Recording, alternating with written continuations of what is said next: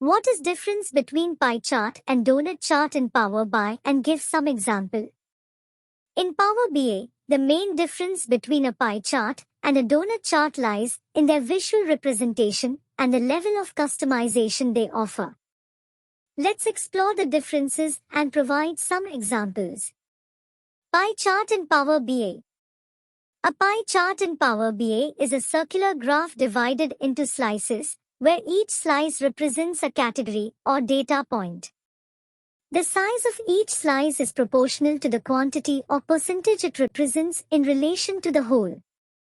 Pie charts in Power BI can be customized by adding data labels, legends, tooltips, and different color schemes.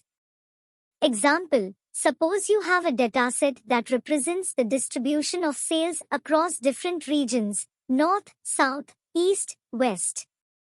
A pie chart in Power BI can visually display the sales percentages for each region, allowing you to quickly identify the contribution of each region to the total sales.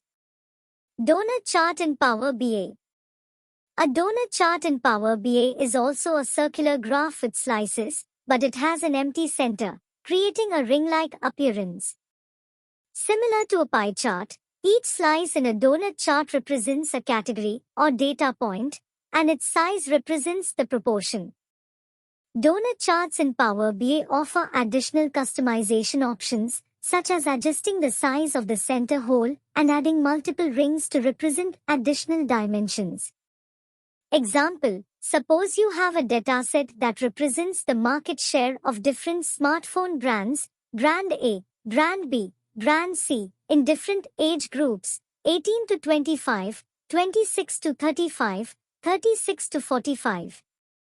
A donut chart in Power BI can be used to display the market share of each brand in the outer ring, while the inner ring can represent the market share within each age group, allowing you to analyze both the overall market share and the distribution within age segments.